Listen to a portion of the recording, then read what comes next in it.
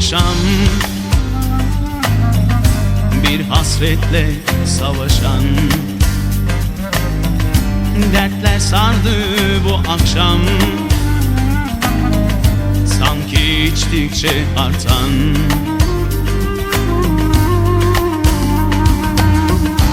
Bir ben gülemiyorum, neden bilemiyorum.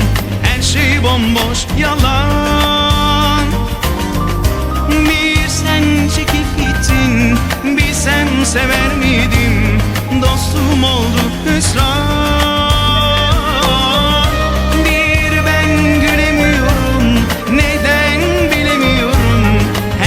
Bomboş, yalan. Bir sen çekip gittin, bilsem sever miydim.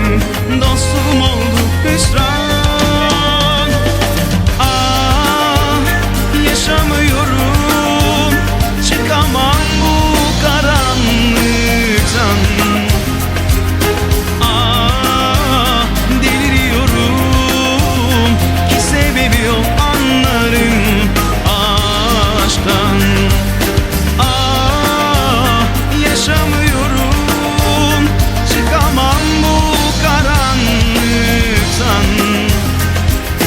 Ah, deliriyorum ki sebebi yok, anlarım aşktan.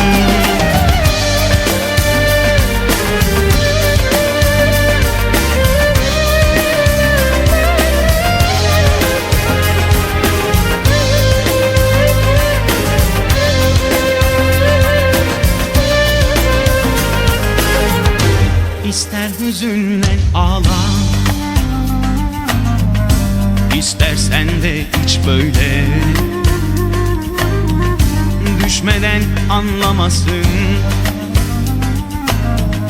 yalnızsan sen de söyle. Bir ben gülemiyorum, neden bilemiyorum. Her şey bomboş, yalan. Çekip gittin, bilsem sever